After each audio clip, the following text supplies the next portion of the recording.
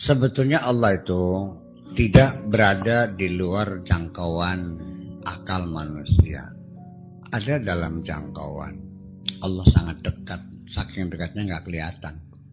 Kita merasakan sesuatu yang ada, tidak harus melihat dengan basar. Basar itu mata kita terbatas, tapi basirah itu tak terhingga.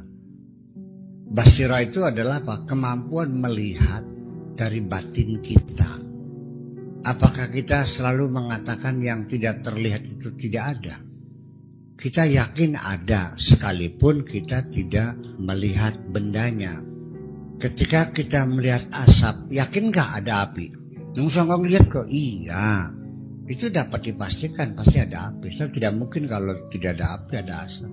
Seorang laki-laki pergi, begitu pulang ternyata di kamarnya ada rokok nyala. Dia nanya kepada istrinya, ini rokok siapa?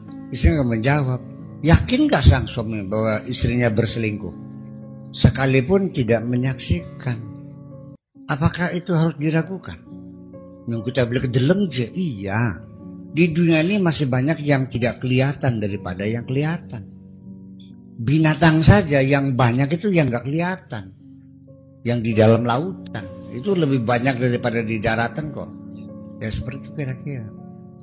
Kita bisa menangkap matematika. Matematika itu fisika apa metafisika? Abstrak kok. 1 ditambah 1 berapa? Apa yang bisa dimengerti oleh anak? Makanya visualisasi anak itu apel 1 ditambah apel 1 sama dengan 2 apel. Kalau 1 tambah 1 itu kan bingung anak kecil itu. Jadi kan dia tidak bayangkan 1 kayak apa sih? Bukan 1 itu apa sih? 1 itu adalah 2 dibagi 2. 2 sih berapa? 2 itu 5 dikurangi 3. Ya seperti itulah. Sebab kita tidak bisa mendefinisikan 3 itu apa. Itu kan abstrak sesungguhnya. Dan itu menjadi ilmu. Dan tidak kelihatan. Kembali lagi.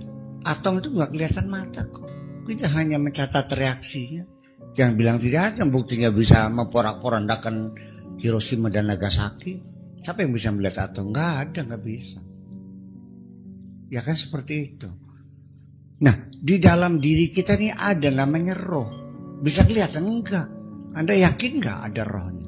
Ya karena kita melihat begitu roh lepas, itu jadi bangkai kok. Iya kan? Nah, roh yang ada dalam itu seperti apa? Kalaupun ada orang yang pernah mengatakan melihat roh keluar, sebetulnya itu bukan roh, itu baru jasadnya roh. Beberapa penelitian orang melihat ada asap keluar gitu, seperti dirimu gitu. Itu bukan roh, itu baru jasadnya roh. Karena roh itu tidak bisa ditangkap oleh indera kita, kecuali kalau dia berjasad, dibungkus. Secara fisik saja, cahaya itu bisa kelihatan enggak? Bisa. Siapa yang bisa melihat cahaya? Enggak bisa. Yang kita lihat itu adalah cahaya yang menyentuh partikel-partikel, debu-debu, menyentuh benda-benda di sekitar kita. Kalau itu lepas, kita tidak melihat, tidak memantul atau tidak menerjang materi, ya nggak kelihatan cahaya. Ketika kita keluar angkasa, ternyata terang benderang kok. Tapi itu bukan dari matahari. Matahari mah seperti bintang yang lain, klip-klip gak karuan tuh. Kita gelap itu karena kita di bumi terhalang. Begitu kita lepas di angkasa luar, ya terang benderang. Coba tanya, dari mana cahaya datangnya? Nggak ada yang tahu. Sampai sekarang fisikawan tidak bisa mengklarifikasikan cahaya yang ada di alam ini dari mana datangnya. Nggak tahu kok. Itu yang fisik saja kita menjadi tidak mengerti. Apalagi Allah, Zat yang Maha Kuasa, yang tentunya hanya bisa ditangkap, bisa dimengerti dengan basirah kita. Basirah itu adalah kekuatan melihat, memahami dari hati kita. Hati kita begini, jadi hati kita ini lebih lengkap daripada badan kita. Badan kita hanya punya panca indera, hanya punya indera, 5 indera: penglihatan, pendengaran, penciuman, raba, merasa. Ya meraba, ya merasa itu. Sedangkan hati kita bisa melihat, bisa mendengar, bisa merasakan. Dia punya indera yang sangat banyak sekali. Silakan orang lain mengatakan indera kelima, indera keenam, indera ketujuh, ya sampai indera terhingga, namanya indera hati itu kita. Sehingga ketika mata kita tidak melihat, hati kita bisa melihat. Ketika telinga tidak bisa mendengar, hati kita bisa mendengar. Pernah diberi ya oleh Allah mendengar seseorang yang sedang mencaci maki suaminya di dalam hatinya sambil berjalan di tanggul. Seperti bangi lakiku. Mungkin nggak bisa terbayang ya.